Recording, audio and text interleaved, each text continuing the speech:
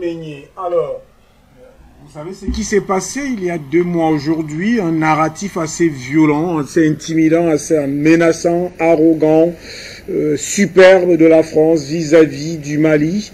Cette fois-ci, le Mali va tout droit vers sa direction. Les assises nationales ont rendu leur verdict. Le Mali entend organiser, selon ces assises nationales, les élections d'ici 5 ans, c'est-à-dire que la transition doit se poursuivre. Et dans le pays, justement, la Russie répond à ses engagements et les paramilitaires, les militaires russes sont en train de faire une razzia vers le nord du pays.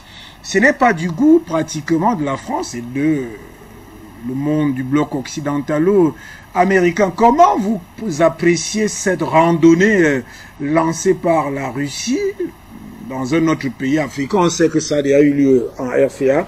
Cette fois-ci, c'est au Mali.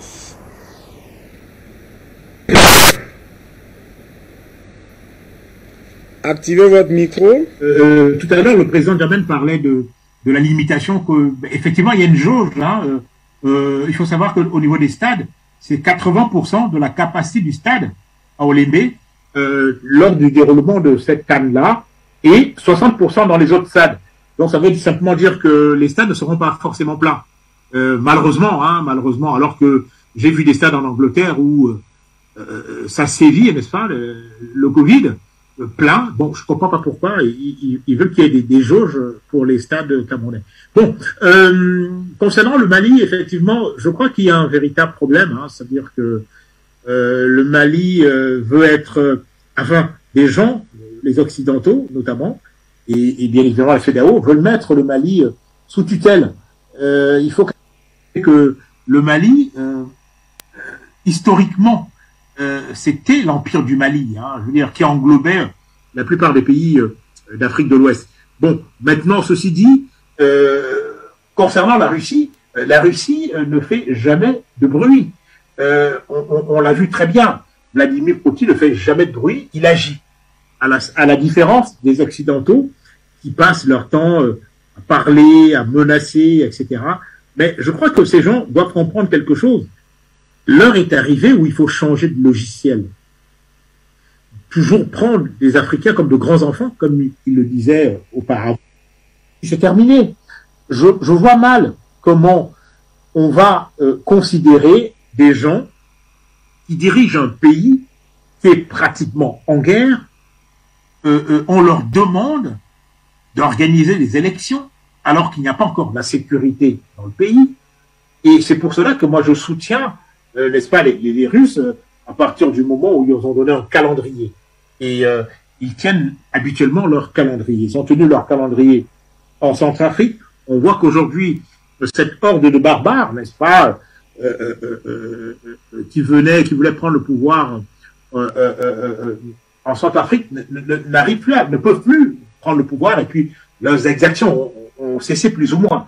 Donc, je crois quand même que, moi je n'ai rien contre la France ou les autres, mais il faut savoir que il y a un échec criard aujourd'hui.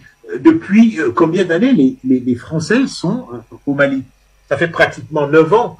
Je veux dire que on sait très bien pourquoi il y a eu cette déstabilisation du Mali.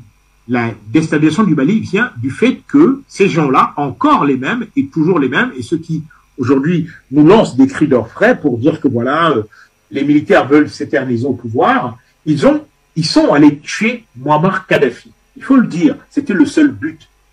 À partir du moment où ils ont tué Kadhafi, ils devaient arranger leurs erreurs dans le Sahel. Parce qu'aujourd'hui, tous les pays sont atteints. Ce qui est dommageable, justement, pour cette zone africaine-là. On va parler, n'est-ce pas, du terrorisme qui sévit en Côte d'Ivoire, le terrorisme qui sévit au Burkina Faso, le terrorisme qui sévit au Bénin. Vous croyez que c'est un hasard? Ce n'est pas un hasard. C'est simplement parce que tous les arsenaux de Kadhafi sont aujourd'hui aux mains de ces gens-là. Et on ne peut pas me dire que des gens qui disent qu'ils ont la haute technologie, que ces gens-là, en 9 ans, n'ont pas pu localiser ces gens-là et n'ont pas pu les mettre hors d'état de nuire. C'est invraisemblable. Donc, il y a un problème. Mais ce qu'il faut aussi dire, c'est que où ces soldats sont postés, les soldats français et tout ça. On sait que ce sont des zones riches.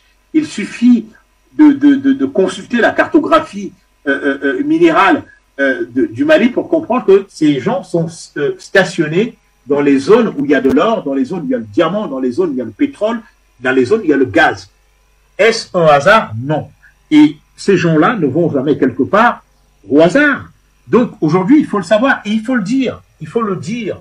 Il faut dire ça aux Africains. Et donc moi, personnellement, si les militaires à la junte, on va dire comme ça, au pouvoir au Mali, considèrent qu'il n'y a pas de sécurité, si la junte au pouvoir considère que tout va mal, et avec raison d'ailleurs, on le sait très bien, il y a toujours des exactions qui continuent avec cette horde de terroristes, n'est-ce pas? Je crois que M. Goïta n'a pas forcément tort. On a l'impression que on caresse ces terroristes-là dans le sens du poil. Et je crois qu'il faut que ça s'arrête. Il faut les affronter parce que ces gens ne veulent pas la paix. Il faut les affronter parce que ces gens-là, ils viennent soutenus, il faut aussi le dire, par des pays que je ne vais pas citer, mais tout le monde sait très bien que ces pays du Golfe Persique financent le terrorisme. Ce sont ces gens-là qu'on a envoyés sur le terrain libyen pour assassiner Kadhafi. Et de quelle manière? Et ce sont les mêmes gens qui sont aujourd'hui au Mali pour ses richesses et qui veulent, par tous les moyens, prendre ce pays-là et vont jusqu'à corrompre, je vais dire ça comme ça, les membres de la CEDEAO qui aujourd'hui se retrouvent dans la situation où ils sont en train de lancer, n'est-ce pas, des ultimatums à ces gens-là. Je trouve ça anormal. Et notamment, il y a aussi la Guinée. Donc, je crois que, personnellement, je suis de tout cœur avec les dirigeants maliens aujourd'hui et je veux que le Mali retrouve la paix. Je veux que le Mali soit un pays stable. Et de ce point de vue-là, je crois que on ne cessera jamais de dire, heureusement, il y a Afrique Média, à ces gens-là que, mais écoutez, le Mali est un pays indépendant, le Mali choisit les hommes qu'il veut, mais il y a un détail que ces gens-là font semblant de méconnaître. Les qui soutiennent au juste aujourd'hui cette junte au pouvoir au Mali, c'est la population. C'est la population. Et qui peut quelque chose contre la population?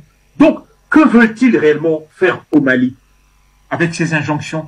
Ça ne marchera pas. Ça ne marchera pas.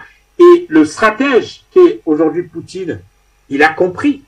Il a compris. Parce que lui-même, il a vu la puissance du peuple malien qui, depuis des lustres, ne veut plus qu'il y ait des soldats français. Mais aujourd'hui, les Français peuvent vraiment partir. Je doute fort. C'est-à-dire qu'ils seront là. Mais aujourd'hui, je crois qu'il faut qu'ils changent de braquet parce qu'ils seront obligés de négocier avec les Russes. C'est acté, ce sera comme ça, et ce ne sera pas autrement. Heureusement que, effectivement, le monsieur Goïta, il comprend les enjeux et le peuple est derrière lui. Par conséquent, les autres n'ont qu'à lancer leur cri d'orfraie, mais ça ne marchera pas au Mali. Ça n'a pas marché en Centrafrique, ça ne marchera pas au Mali. Et je ne crois pas que les Centrafricains soient malheureux aujourd'hui et les Maliens ne pourront pas être malheureux si, d'aventure, les Français quittent effectivement leur territoire. Voilà. Alors, Michel Wamba, pratiquement, vous m'avez donné un certain... Je ne sais pas, il est clair avec nous, Michel Wamba? Alors là, vous m'avez donné à un moment donné des informations, là ça concernait le Cameroun, sur ceux qui entretiennent le terrorisme, dont vous avez quand même une connaissance. Aujourd'hui, vous voyez cette marche de la Russie vers le nord du Mali pour pouvoir donc éradiquer le terrorisme. Et vous dites, c'en est bien fait, ou alors cette fois-ci, la France peut-être, elle va avouer son irresponsabilité dans cette affaire. Oui, franchement, dans cette affaire, moi, je ne comprends pas trop l'attitude de la CEDEAO, alors que le peuple malien a déjà donné sa position claire et soutient son président Assimi Goïta, la CEDEAO demande au gouvernement malien d'aller aux élections, ce qui est assez surprenant. Et à travers son valet qu'on appelle Alassane Ouattara. On ne comprend pas trop cette attitude. Où est donc la solidarité africaine? Pourquoi un peuple comme celui du Mali peut prendre position face à une situation qu'elle vit? Et du coup, les autres frères de l'Afrique de l'Ouest sont contre. On ne comprend pas. De toutes les façons, la France n'a plus aucun choix que celui de replier. Parce que les Russes, quand ils entrent quelque part, tant qu'ils n'ont pas atteint leur objectif, ils ne sortent pas. Et ils ont bien fait en équipant l'État malien avec tout ce qu'il faut comme arsenal de guerre.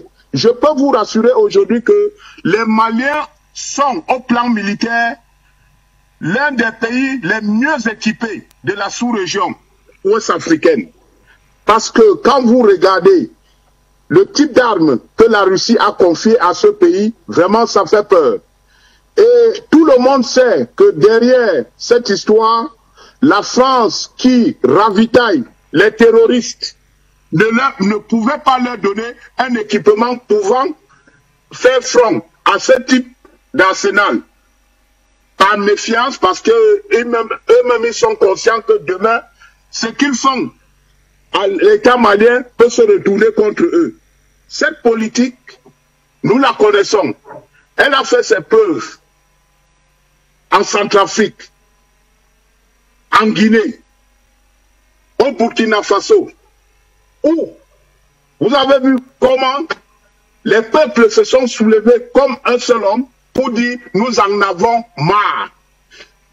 Il y a un enjeu de taille, nous sommes au XXIe siècle, les peuples africains ont besoin de liberté. Ça crie même jusqu'en Europe.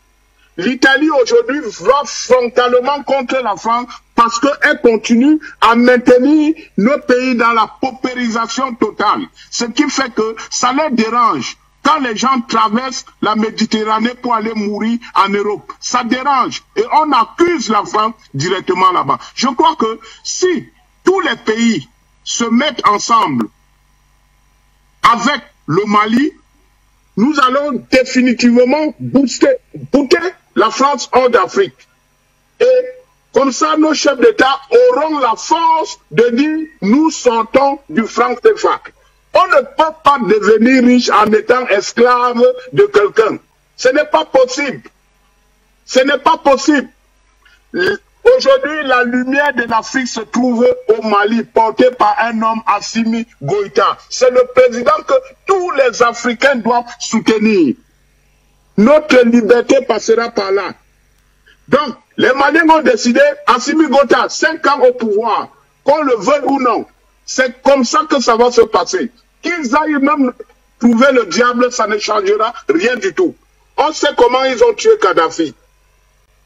En tuant Kadhafi, il y avait des naïfs, comme ceux qui veulent, qui font des agitations au Cameroun, qui ne comprennent rien en géostratégie politique, qui ont suivi ce mouvement. Aujourd'hui, les Libyens sont prêts à fouiller ciel et terre pour qu'on les ramène Kadhafi. Donc, nous sommes une génération consciente. Nous connaissons les enjeux, nos parents ont été trompés, nous n'avons pas le droit de commettre les mêmes erreurs. Vive le peuple malien, un peuple que nous devons soutenir avec force, car notre indépendance, la vraie indépendance, pas ce qu'on nous a octroyé de façon cavalière dans les années 60. Non, le Mali est la lumière de l'Afrique et je pense que nous devons soutenir ce pays, soutenir Assimi Goïta, le président qui fait honneur à l'Afrique. Merci. Merci à vous, Michel Wamba, pour votre présence et votre expertise certainement ce soir, probablement demain. On pourra se retrouver d'ailleurs Afrique Média avec... Mais s'il vous plaît, si vous me permettez encore une chose, s'il vous plaît, par rapport au message du délégué général à la Sûreté nationale. Vraiment, ça m'a fait rire parce que moi qui vis aux États-Unis, vraiment, c'est assez surprenant d'entendre que les gens viennent encore vouloir tricher les biais numériques. Nous sommes à l'ère du numérique. Le Cameroun est en train d'avancer à un niveau où, si on ne forme pas nos citoyens, on risquera de créer un très grand écart entre les infrastructures que nous avons aujourd'hui, qui sont de niveau mondial, et que la population qui restera à la traîne. Vraiment de grâce, éduquons nos populations, comment on fonctionne dans ce monde aujourd'hui avec les outils. Ce qui se passe là, c'est comme vous prenez une Tesla, vous donnez à un villageois qui est habitué à rouler avec les patins. Ça ne va pas marcher. Formons-les, donnons-les la notice avant de leur confier des infrastructures de portée mondiale. Mais ça, sinon, ça ne va pas. Ça, c'est mon petit coup de gueule à ce niveau-là. Vraiment former les gens à s'habituer aux infrastructures modernes. C'est ça ce que je pouvais ajouter à cela. Merci. Merci à vous. De toutes les manières, hein, le délégué général à la Sûreté nationale, Martin Barganguela, a fait cette annonce, ce communiqué qui est précis, hein, qui précise un ensemble de choses. D'ailleurs, j'insiste sur le volet du fait que c'est précisé que les biais originaux, donc ceux qui sont à la disposition du pilotage de la billetterie du délégué général à la Sûreté nationale, Martin Barganguela, sont hyper sécurisés. Donc, il n'y a pas de possibilité là-bas. Si vous partez prendre un faux billet, vous serez justement pris. Alors, Célestin Djamène, nous sommes là dans le volet politique, on parle du Mali, on parle de cette razzia qui commence avec la Russie, qui va vers Tombouctou, hein, qui veut mettre les rebelles à sac. Alors, on en a déjà parlé hier, ben, il y a quand même le fait que c'est comme si la France est pratiquement déstabilisée cette fois-ci. Oui, je voudrais d'abord exprimer mon accord total avec mon ami, mon cher ami Michel, un ami personnel, hein, que je connais depuis Libreville, qui a fait un détour au Cameroun avant de repartir au Maryland aux États-Unis, quand il parle de lutte contre l'esclavage monétaire, quand il parle de souverainisme panafricain, et quand il parle d'autonomie et du Mali comme, n'est-ce pas, le déclic d'une nouvelle Afrique, un peu comme l'était Sékou Touré dans la Guinée-Conakry à l'époque, quand il a défié le général de Gaulle, qui ne voulait pas s'allier à la communauté française ou francophone. Je crois que sur la question, la France n'a pas trop le choix. D'abord, je respecte la coopération, parce que le Mali est un pays souverain, la coopération que le Mali a voulu nouer avec la Russie, qui n'a pas un passé colonial. Évidemment, il y a eu l'Union soviétique, mais ça n'a rien à voir avec les colonies d'Afrique qu'on a connues avec l'Espagne, le Portugal ou l'Angleterre. En tout cas, je salue le Mali qui a parfaitement le droit de nouer avec qui il veut ses relations, sa coopération militaire. Dans le cas d'espèce, beaucoup de pays européens, en tête duquel la France, ont accusé le Mali d'avoir scellé des relations avec une organisation paramilitaire qui serait le Wagner. Et puis tout d'un coup, on se rend... Non, c'est le Mali. Oui, parce qu'en vérité, on s'est rendu compte que non, il y avait des relations de gouvernement à gouvernement. Comme l'ont été le gouvernement centrafricain au Burkinabé, le gouvernement malien a scellé une coopération avec le gouvernement de Russie. Je vois pas où est le mal. Donc aujourd'hui, la France n'a pas eu d'autre choix que d'annoncer par son président Emmanuel Macron que la France devait renouveler ou devait repenser sa politique dans l'opération Barkhane, qui avait été initiée par M. Hollande en 2015 avec l'opération Serval. Donc aujourd'hui, effectivement, les effectifs qui étaient de 5 000 au départ se réduisent peu à peu, on en est je crois à 3 000, et à l'orée 2023, dans l'année prochaine, on sera à moins de 2 500 effectifs français au Mali. Je rappelle qu'aujourd'hui, les bases françaises de Thessalie, de Kidal et de Tombouctou sont totalement évacuées par la France. La Russie s'y est installée. On voit bien qu'il y a une coopération, une alliance militaire réussie, fructueuse, entre le Mali, effectivement, avec la Russie. C'est une bonne chose. Et même si c'était avec les paramilitaires de Wagner, où est le problème? L'essentiel, c'est qu'on mette fin au terrorisme. Parce qu'en vérité, tout le monde sait très bien que depuis la nuit des temps, depuis l'ère coloniale, même l'esclavage, la France a installé des comptoirs coloniaux en Afrique. C'est-à-dire qu'en vérité, au-delà de l'aspect géopolitique, de l'aspect du terrorisme, il y a un aspect géopolitique. Il y a des minerais rares au Mali, et sous couvert, effectivement, de vouloir venir rétablir l'ordre au Mali, mais la France vient simplement essayer de camoufler son véritable activité, sa véritable activité qui est le pillage des ressources naturelles maliennes. De la même manière d'ailleurs que la MINUSMA, qui est le bras séculé de l'ONU, vient au Mali, à l'époque en RDC, c'est même pas fini, pour piller les vraies richesses de ces pays-là. Donc aujourd'hui, à travers Assimi Goïta, je crois que l'Afrique doit être fière de se lever, de parler de manière digne et responsable, et de dire à la France qu'elle n'est plus la bienvenue en Afrique, en tout cas au Mali. Et c'est ignorer la détermination d'Assimi Goïta que de penser que la population n'est pas avec lui. Non, la population est derrière le conseil transitoire. Aujourd'hui, on se rend bien compte que la coopération militaire aujourd'hui a fait que le Mali peut bénéficier à l'heure actuelle de la formation militaire des formateurs russes qui sont venus massivement à Bamako, n'est-ce pas, se faire former. Il y a un matériel militaire extrêmement sophistiqué et je crois qu'il y a une avancée sur le terrain, n'est-ce pas, des forces maliennes qui sont mieux formées. Donc ça veut donc dire qu'il y a quand même une nouvelle ère qui s'installe au Mali, comme ça a été le cas en Centrafrique. Donc on se réjouit à tout point de vue, à condition que ce ne soit pas un changement de maître, n'est-ce pas? Faut pas quitter le maître anglais ou britannique ou français pour retomber dans les bras d'un autre maître qui serait russe. Non, mais par défaut, nous considérons que c'est une étape, une transition vers une indépendance militaire africaine que de passer par la Russie, qui ne noue pas, n'est-ce pas, des velléités colonialistes. Et donc aujourd'hui, la question est claire. Il y a une véritable osmose entre les populations du Mali et leurs dirigeants actuels. Que la transition dure 5 ans ou 10 ans, pourquoi pas? Il est important qu'aujourd'hui, que les Africains se pénètrent de l'esprit d'indépendance réelle. Pas les indépendances frelatées qu'on nous a généreusement octroyées en 1960. Il est question aujourd'hui que l'Afrique, comme un seul homme, se lève pour défendre sa vraie indépendance. Donc le Mali nous offre aujourd'hui l'occasion de montrer à la face de l'Afrique et du monde qu'elle est capable de revendiquer son originalité, qu'elle est capable de revendiquer son indépendance. Et je souhaite, à mon avis, qu'à terme, on puisse aller vers une indépendance technologique et militaire totale. Parce que, aujourd'hui, en vérité, quelles sont les nations suiveuses, les nations qui dirigent? Les nations qui dirigent, c'est les nations qui sont détentrices d'armes lourdes, qui peuvent vendre les armes aux autres. Donc nous sommes totalement dépendants de ces gens-là, y compris en dehors des pays de l'OTAN, même de la Russie, de la Chine. Mais il va falloir que nous pensions l'Afrique nouvelle d'ici 40-50 ans, qu'on soit capable de mettre en orbite nos propres fusées, sans plus avoir besoin de faire appel, n'est-ce pas, aux technologies chinoises, coréennes, ou bien américaines, ou bien russes. Il est question qu'on se débarrasse totalement de quelques mètres que ce soit. Même si le passage russe est tout à fait salutaire pour l'instant, je suis d'accord, mais il faudrait que nous repensions l'Afrique à long terme.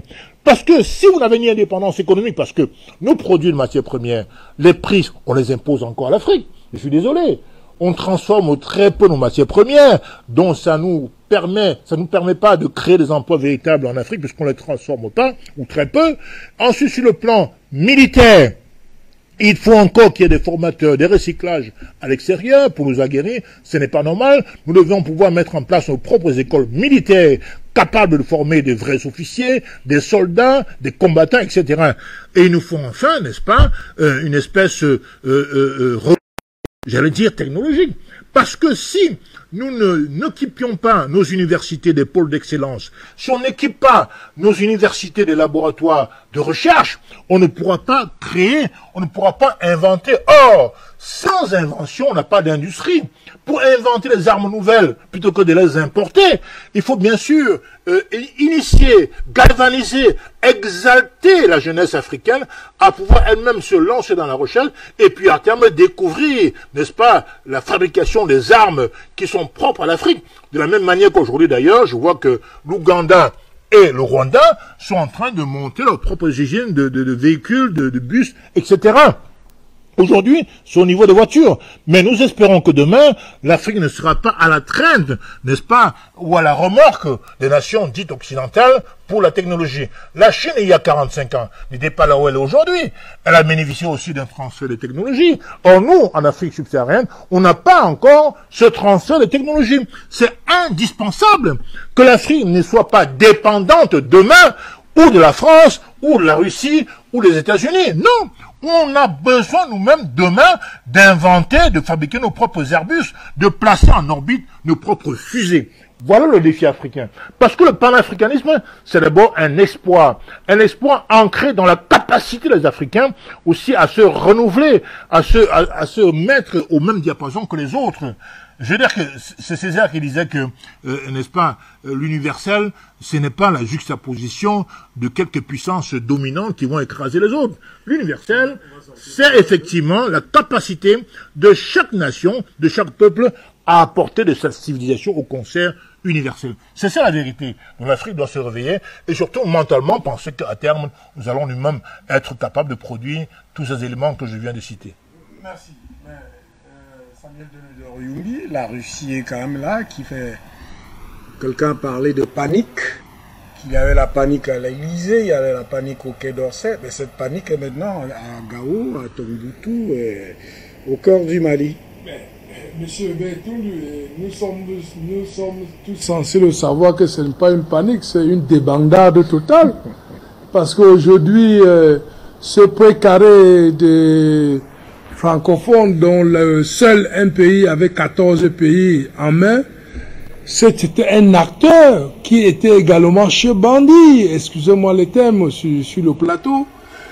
Il était tellement si content de savoir manipuler de gauche à droite, créer la cisanie, les terroristes partout et enfin les renfermer tous dans le Sahel. Là-bas, aujourd'hui, c'est une débandade totale que la grande Russie, qu'elle arrive là-bas aujourd'hui, elle n'est pas arrivée parce qu'elle dit « je viens vous aider ». C'est parce que les autorités de transition maliennes et soutenues par le peuple malien lui ont demandé de venir. Et rendez-vous compte, il avait dit « je ne pourrai pas venir tant que les accords ne seront pas signés par le président de la République ». Et ce qui a fait la chute de M. Bandao. Parce que quand le ministre de la Défense, qui était Assimi Goïta, a demandé pour le pouvoir son conférence en tant que ministre de la Défense, pour que la Russie vienne, ils disent que non, c'est le président qui doit me faire venir par rapport aux institutions que vous incarnez dans votre pays. Et c'est comme ça qu'il a fait son cahier de commande pour donner à Bandao, qui est allé donner à la France. La France a dit, tu retournes, tu les déplaces tout, tu les fous tous à la poubelle, on n'a pas besoin d'eux. Et c'est là où ces officiers supérieurs ont compris la maille qui se passait en arrière et ils ont débarqué Bandao sous l'impulsion des populations et il a prêté serment pour signer en tant que président de transition de la République du Mali et c'est par cette voie légale que la Russie entre au Mali. Aujourd'hui, nous sommes censés le savoir qu'aujourd'hui, c'est une débandade parce que la Russie ne vient pas, elle vient avant de mettre pied sur place au Mali, elle a demandé, donnez-moi seulement 26 semaines, ça veut dire 6 mois. En 6 mois, c'est le même temps record qu'elle a mis pour récupérer 95% du territoire centrafricain. Et c'est les mêmes 6 mois aujourd'hui qu'elle est appelée à récupérer les 80% du territoire malien. Et la chose la plus merveilleuse à l'intérieur, c'est que ces 80% ces 95% du territoire centrafricain étaient occupés par certains rebelles. Mais nous avions 80% du territoire malien occupé par les Européens, par les militaires européens, y compris les djihadistes. Donc, comment vont-ils faire aujourd'hui ces militaires européens, les Takuba, les Makuba, on ne sait pas si c'était quoi encore, comment ils vont s'en sortir aujourd'hui, sauf qui peut avec les alliés qui sont les terroristes, dont la Russie aujourd'hui ne vient que sur l'ordre demandé avec une mission claire et précise, la sécurité du Mali. Et cette sécurité, La Russie en a pris charge pour rentrer là-bas, pour faire le bon ménage et éradiquer le terrorisme. Donc, ce qui veut dire, les Européens, aujourd'hui, sous couvert de la France, sont appelés tout simplement à prendre les clés d'escampette. C'est ce qui leur reste aujourd'hui au Mali, parce que aujourd'hui, nous ne pouvons plus dire l'espace aérien algérien est fermé, donc c'est pas les voies routières qui vont prendre la route d'escampette, et nous allons tous voir ici sur les télévisions comment ils vont partir, parce que l'espace aérien est fermé. Aujourd'hui, nous pouvons que dire à cette grande Russie, l'Afrique, qui est un territoire neutre, qui est un territoire qui a été matérialisé, un territoire qui a été vandalisé, terrorisé. Ce même territoire, ces fils sont restés dignes. Ils sont restés debout, malgré nos pleurs et blessures. Nous sommes restés dignes aujourd'hui. Sur nos sens de responsabilité, je pense que le colonel Assimi Goïta est en train d'écrire une nouvelle page africaine en ce 21e siècle. Oui, Célestin Djamel, la France, malgré les revendications claires des populations maliennes, fait la sourde oreille. Aujourd'hui, elle est encore à Gao, et je crois dans 2 autres villes où elle a des bases militaires. Elle dit qu'elle va réduire de manière progressive l'effectif. On lui demande de partir. Donc il faut que Assimi Goïta tienne bien la barque et que les populations lui apportent cette aide-là. Parce que le Mali est important, le Mali est important pour nous autres Africains. Cette percée de la Russie ne va pas... Oui, ça va durer un temps. Mais c'est le temps de former les militaires maliens qui s'aguerrissent, n'est-ce pas, au combat contre les djihadistes. Et en même temps, pendant ce temps-là, la France sera déboutée. Parce que depuis 50 ans qu'elle est au Mali, elle a apporté, rappelez-vous les accords d'Alger. On parlait de transition, de paix, etc. Qu'est-ce qu'elle a apporté au niveau du Mali? Elle a apporté une montée du djihadisme, du terrorisme. Elle a apporté la bagarre entre les Dogons et les Peuls dans le nord. Elle a fait de Kidal un État quasi indépendant. Aujourd'hui, grâce à la Russie, comme le dit Dionodore, en moins de 6 mois, on voit les résultats. On a conquis quasiment 80% du territoire. C'est bien parce que la coopération Mali-Russie est fructueuse. Ça n'a plus rien à voir avec la présence... On n'a pas encore conquis, mais les progrès sont fulgurants. Oui. C'est pour dire qu'il faut que la France arrête de faire la sourde oreille. On ne veut plus d'elle. Elle a plus de 100 ans, 160 ans en Afrique. Et je me réjouis que l'Algérie ait interdit le survol de son territoire aérien, n'est-ce pas, la France? Maintenant, il n'aura plus que ses camions pour rouler. Et dans ce cas-là, j'invite les Maliens à faire le bon travail, n'est-ce pas, le travail de SAP. Parce qu'en vérité, qu'est-ce qui se passe? Il se passe que l'Afrique a subi pendant près de 50 ans. Un demi-siècle, c'est 2 générations. Donc ça veut donc dire qu'aujourd'hui, il faut que la France comprenne que l'Afrique ne peut plus supporter ce paternalisme indécent et nauséabond. La France doit quitter l'Afrique francophone. L'Afrique francophone a besoin de se retrouver. Et je redis, que les Africains doivent commencer, bien sûr il y a Afrique Média, mais partout où vous êtes, à crier, à dénoncer, mais pas seulement, faites comme les Maliens. Ça veut dire qu'ils sont sur le terrain, ils sont devant les ambassades, ils manifestent leur désir d'évacuer la France de ce pays-là.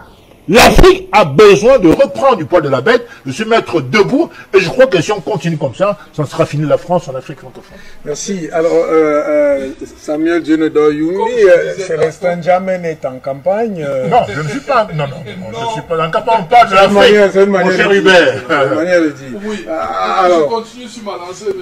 Hubert Toundi. Actuellement, nous avons une réalité devant nous, c'est que le cahier de charges que le colonel Assimi Goïta a bien signé avec les autorités russes, c'est libérez-moi tout le territoire malien. Ça veut dire, tout ce que vous trouvez là-bas ne nous regarde, ne nous concerne pas. Absolument. Alors, les autorités russes, leur seul objectif, c'est quoi? Nous voulons faire Raza.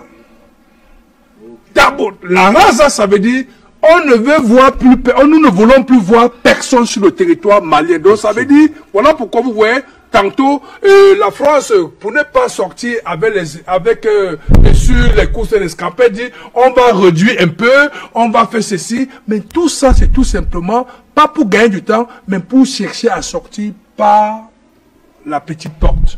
Merci. Elle ne voudrait pas se voir sortir avec humiliation. Mais aujourd'hui, nous pensons tout simplement que le peuple malien et son colonel Assimi Goïta a donné un grand coup de fouet aux Européens en particulier, que l'Afrique est debout.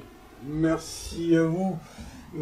La CAN au Cameroun est debout, elle va être lancée demain, sucré. présidée par le président de la République. Nous avions un mot pour le sortir du Cameroun et le président de la CAF qui est déjà là, qui fera d'ailleurs un discours d'ouverture alors que l'événement est présidé par le président de la République du Cameroun, Paul Biya. Toutes les délégations sont présentes.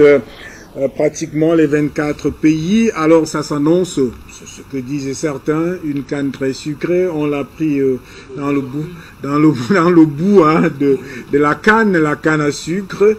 Donc une canne en principe qui se tient finalement, et donc victoire du Cameroun, du peuple camerounais, pas seulement de son président, du peuple camerounais sans exclusif, comme le disait Samuel Dionodor Yumbi, même les contestateurs, même ceux qui ne voulaient pas que ça se tienne. Et aujourd'hui, c'est une victoire nécessaire pour le peuple camerounais. On a évoqué ici hein, les questions de l'après-CAN. On reviendra certainement. Dans le grand festin, c'est demain. Afrique Média est au cœur de cet événement. Nous saluons hein, ici à Douala pratiquement le village de la CAN qui se déploie, qui n'attend que les gros annonceurs de ce côté, parce que cette association a mis de ses moyens. C'est des vaillants Camerounais qui ont travaillé là-bas pour mettre ce village de la CAN en place. On annonce aussi hein, d'autres animations justement avec le président de la FECAFOOT, Samuel Eto'o Fils, qui a projeté des animations un peu partout avec beaucoup d'acteurs. C'est donc une fête populaire au Cameroun, au Mali. C'est la ligne rouge qui est désormais tracée par les éléments russes qui montent vers le nord du pays pour en découdre avec les djihadistes et les terroristes qui étaient couverts, ou tout au moins... Et naturellement, elle a un complice qui bénéficiait de cette complicité depuis pratiquement près de 8 ans aujourd'hui. Madame, salut, monsieur, bonsoir. C'était le mérite panafricain des premières dames du continent. À demain pour le grand rendez-vous de la CAN.